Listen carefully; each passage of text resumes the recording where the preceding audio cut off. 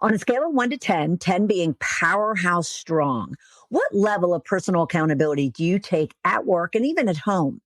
Do you confront issues head on, powerhouse? Or do you skirt them off or even pass them on to someone else? Do you go face to face acknowledging a mistake, powerhouse?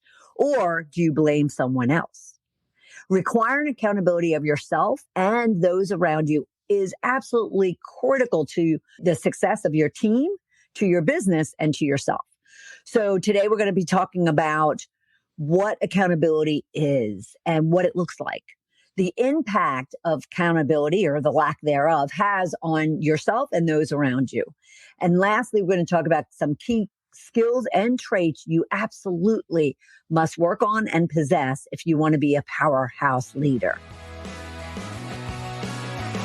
Welcome to Shedding the Corporate Bitch, the podcast that transforms female corporate executives into powerhouse leaders by showing them how to shed the challenges and overwhelm, along with any fear, insecurity, self-doubt, and negativity holding them back.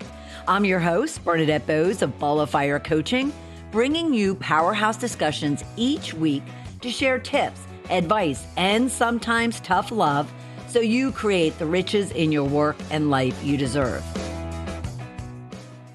What is accountability?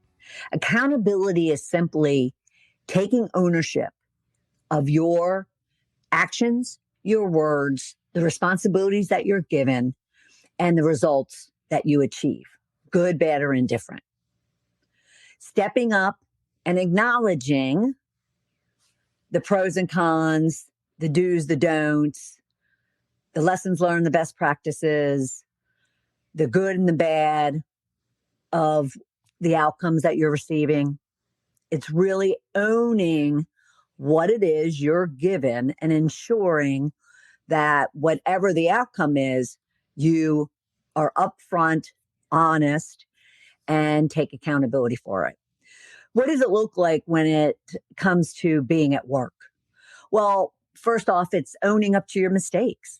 If you fail to follow through on something, if you kind of submit a report and the data is incorrect, if you initiate a project or a task for someone and it's not done the way that they communicate it to you, accountability simply is saying, yes, I screwed up. My life isn't going to end. I have a solution to addressing it, and you move on. It could be the fact that you are insecure and don't want to acknowledge a weakness that you might have, a skill that you might be lacking. And therefore, you kind of skirt it, or you avoid, or you ignore whatever parts of whatever it is that you've been given responsibility for require that skill, as opposed to just saying, I'm really not strong in Excel or PowerPoint, very simple examples, and therefore I may not be the best person for the job, or I need some help and instruction in order to be able to follow through on what it is you want me to do. That's personal accountability, is owning up to that. It could be the fact that you kind of stretch the truth, or you're just not completely honest. Or in some cases, and I've experienced it with clients, flat out lie. That's not personal accountability. All right. And then, of course, it's not following through on your responsibilities. And oftentimes, this becomes a major issue for many managers and employees when it looks like a manager, verbally or in writing, such as email, which is a thorn in many people's sides when it comes to communication, sends a directive of what they need from somebody or a group of people. And the personal accountability can go two ways. The receiver takes that information that you provided, acts on it, delivers on it, and then you happen to say, or the sender happens to look at it and say, this isn't what I needed, I wanted, I was expecting. Well, the accountability looks like, or lack thereof, I should say, looks like the receiver, the person who was given the responsibility for that task, didn't ensure and didn't ask clarifying questions to ensure that they understand completely what it is that the sender was needing from them. And therefore came half baked in following through on that task. The sender, though, also has accountability that if they weren't clear and didn't fully explain what it was that they needed in that communication, then they actually also need to own up to taking accountability for that gap. So accountability, though, can fall one way or the other, or it can be on both sides of the equation.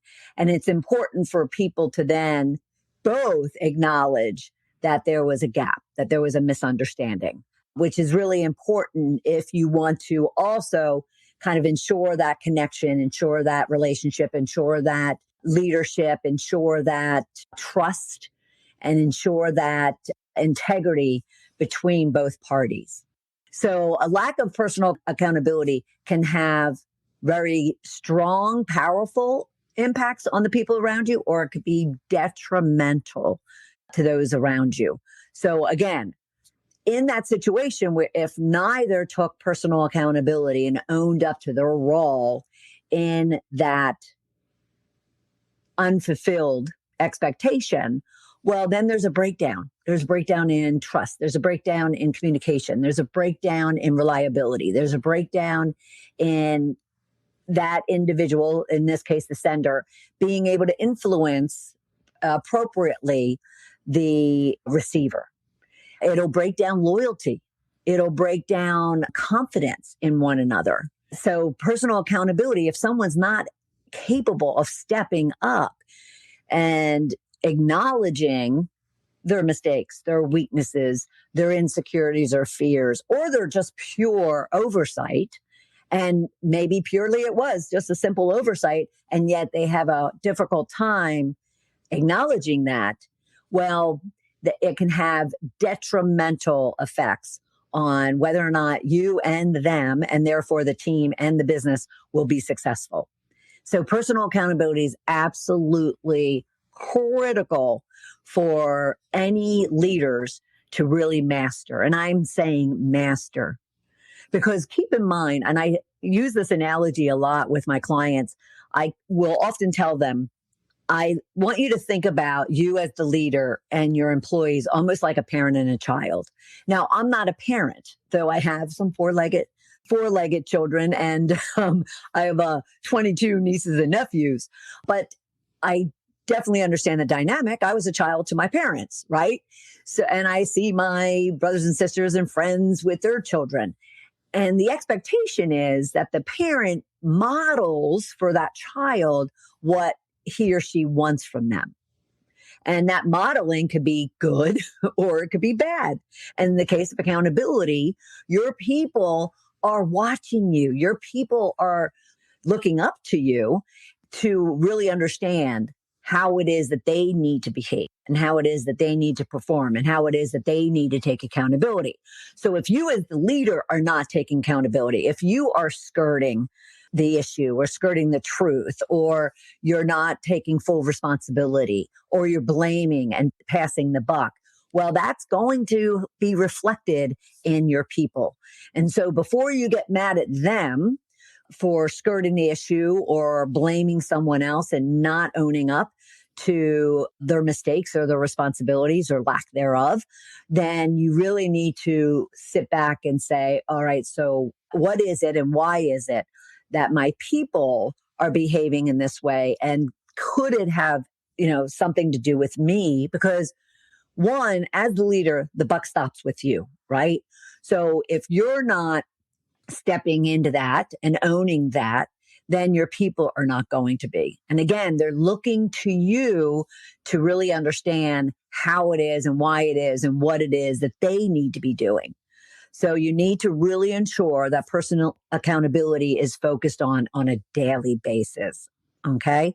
Now, as an executive coach, I will often and spend a great deal of time actually having my clients do either one-on-one personal assessments, meaning they assess themselves. They assess themselves to gain understanding of their personality styles, of their behaviors, of their actions, of those things that motivate them, of those things that get in the way.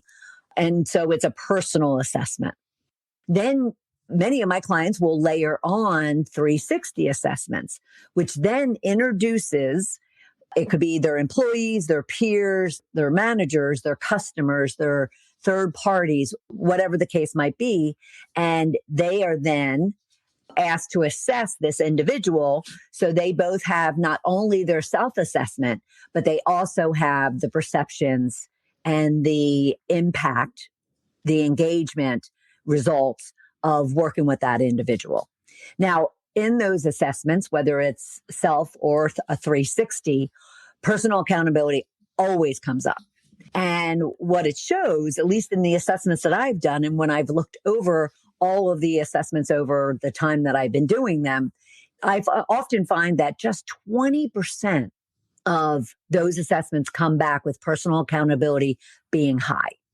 And when I say high, I'm even being generous because high is just over 50% on the scale.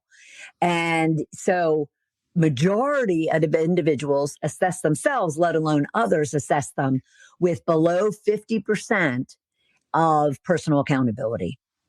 And yet, if you looked at and really understood the impacts we just talked about how lack of personal accountability can have detrimental effects on your team, the business results you get, and yourself and your career, well, then you need to kind of step back and say, all right, what do I need to focus on? What is it that I need to master for myself and therefore model to my team members? Because on the flip side of the negative impacts we talked about, the positive impacts is also, you're gaining that loyalty and that trust, and you're gaining that willingness for your team members to want to walk into a fire for you, walk through it for you, because of the fact that if they trust that you have their back, then they're going to be willing to do just about anything for you.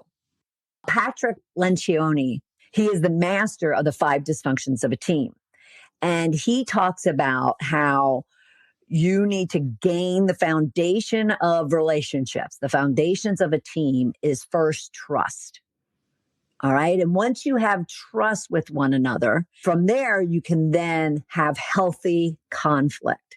You can have those discussions that are absolutely vital and critical to a business, but yet create a lot of conflict, create a lot of confrontation, create a lot of just uncomfortable discussions and decisions that need to be made. But because your foundation is built on trust, you can have those. From there, it's once you have that trust and you are able to deal with conflict in a very healthy manner, well, then you're gaining people's buy-in or commitment. You're getting people on board as a result of the fact that they can trust all the decisions, all the information, all the ideas that are coming up. And they've discussed and hammered out all the differences and disagreements and risks and whatnot in that healthy conflict. And so people will buy in. Well, once you have all of that, well, then people will be accountable. People will step in and own what they want because there's this foundation of trust that allows for disagreements or different opinions or new ideas without being shut down, that then allow them to buy in and commit. So accountability is just going to be a given at that point. Because what your people need from you is they need to have their own control on what it is that they're doing. They need to feel valued. They need to feel heard. And they just don't need to feel it. They need to be valued and heard. And they need to know that they're making a contribution. To do that, you as the leader have to give them control. You have to let go of your own desire and your own thinking that, oh, well, I can do it better and quicker and, more efficient than other people. Well, you're in a leadership role now.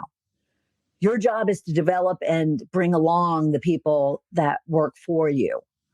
And so your job is not to be that micromanager controlling freak that, thinks that you're the only one who could do something. You need to let go and you need to give control, give ownership over to your people, because once they feel that, okay, they're giving me the directive, but then after that, they're allowing me to make the decisions and on the how, when, what to get it done. Now, they might have given me parameters around when I need it done, what overall needs to get accomplished, but they're allowing me to control getting there. Well, the next thing you know, you're finding people that, are basically saying, oh my gosh, yes, I feel very, very valued. I feel like, my expertise is being leveraged because of the fact that, they're allowing me to decide and to actually take the action and follow through, so forth and so on, to accomplish that task that was assigned. Giving just control on very simple things, let alone the big things, which you also need to do, will help you gain that trust, which leads to the healthy conflict and commitment. But ultimately, based on our conversation today, will ensure that then they step up and they take responsibility. If you don't give them that control, this is what it will look like. So going back to that scenario of the sender and the receiver, that scenario is going to look like that receiver turns the work in. It doesn't meet the expectation of the sender. And they start blaming the sender. Well, you didn't give me the information. Well, you didn't tell me there was a deadline. Well, you didn't explain completely that X, Y, and Z needed to be involved. And so then there's going to be this like tit to tat. Because the sender is going to say, which I would too, is, well, you didn't ask me for any more details of what it is that I gave you. You didn't look at it and understand what it was, what information you needed in order to then fully take ownership and responsibility for this task. So then it just becomes this very unproductive confrontation of tit to tat. And that's not what you're looking for. So we're going to now talk about what it is, what are those traits and the skills that you need as a leader in order to really ensure that personal accountability on your part, as well as your team members' parts, are secure, are taken on, followed through on, and become just part of who they are, and therefore part of the team, part of the culture, and part of the results that you will get, good, bad, or indifferent. Because personal accountability doesn't necessarily mean that your business results all of a sudden are wonderful. What it means is you're all in the same camp, taking ownership and responsibility for whatever those results are. Obviously, I had already peppered in some of those skills and traits, but I want to kind of put them in a sequence for you that, kind of they layer on each other and ultimately get you where you want to go. And so you'll also notice that I'll be blending traits and skills together in order to do that. All right. So the first thing that I will often share with my clients is your people, again, even think about the parent-child. Your people need to have a clear idea, a clear vision on what it is you're wanting to accomplish, not only at the task level, but initially.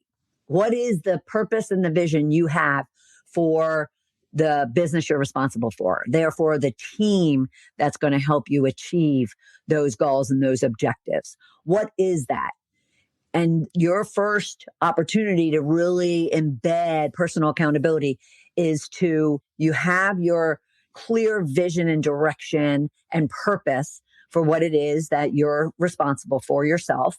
And then you're going and you're communicating and making sure they all are kind of bought in, just like we talked about, bought in on that vision, on that direction, on that plan that you have, on those goals that you're setting. And so having a clear vision and purpose and then communicating. Now, communication also goes beyond the initial of your vision and your purpose and goes into, you just need as a leader to always be clear with them. Now, are you going to get every I dotted and T crossed? No, it's their responsibility and therefore accountability to ask clarifying questions.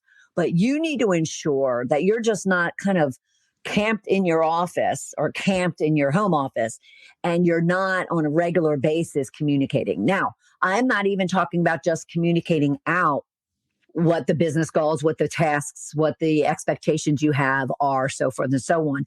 You even need to get into bed with them, and not literally, but you need to get into bed with them and you need to be talking with them and asking them what it is that they need. What do they need to be successful? What are the challenges that they're having?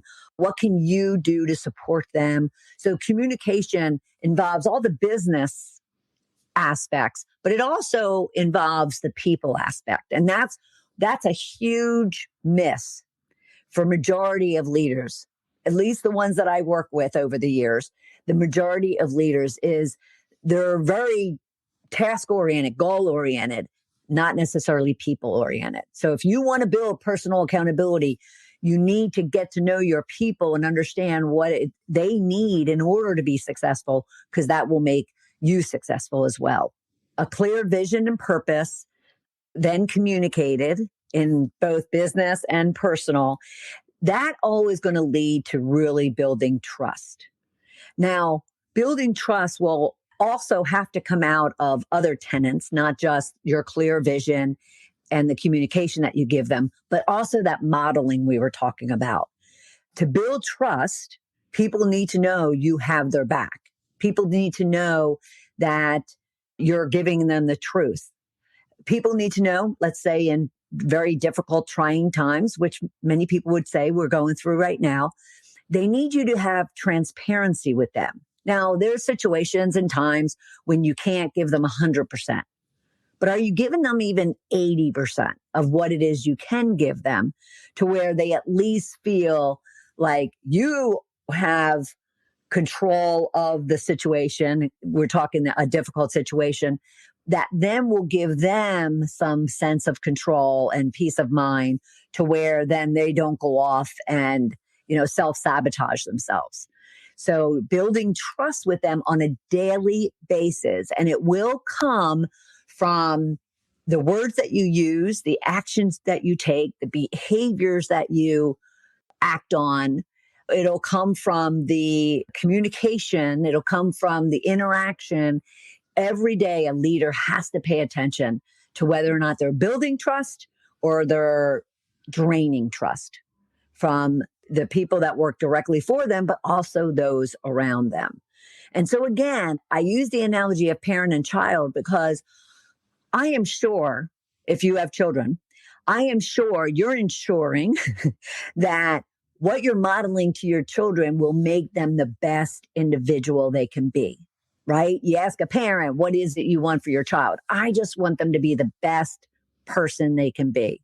And therefore, they take on the responsibility of modeling what it is they want of their children.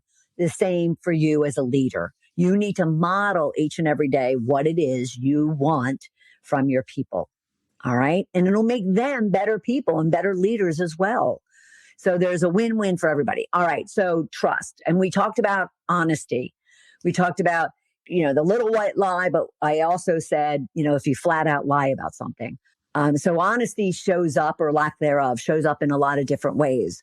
And trust me when I say you will be called out on it. You may not be called out on it face to face. Someone may not confront you, but it will show up in how they take responsibility or don't, how they show up in their role or they don't, and how they ultimately perform or they don't. All right. So honesty. The next one is conflict. We talked about that. Conflict is a huge part of personal accountability because, again, personal accountability can be uncomfortable for many people.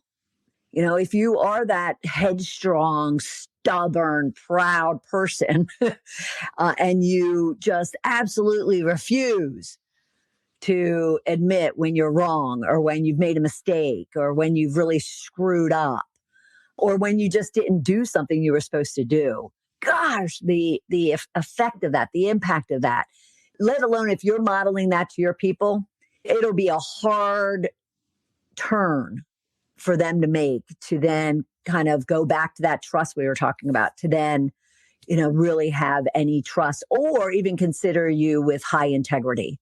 If you're not honest, and especially if you can't deal with conflict in a very healthy, productive, constructive way.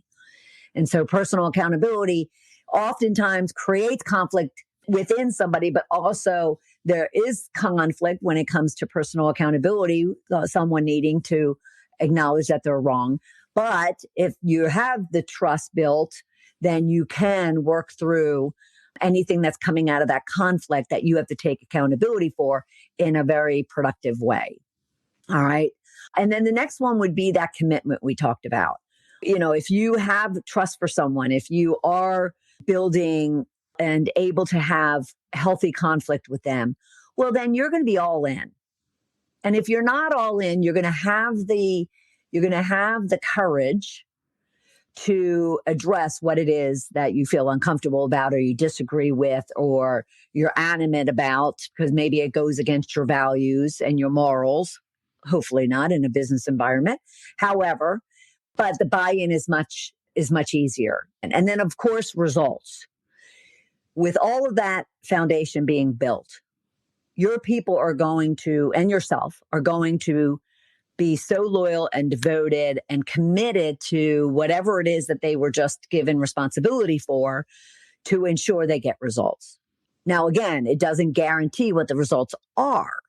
They take ownership and personal accountability for the results that are made, good, bad, or indifferent. It could even be that they failed to do something or failed to meet that deadline or get the results, and yet they don't skirt, they don't avoid, they don't ignore, they don't blame. They take ownership and responsibility for it. And that's what you're looking for from your people.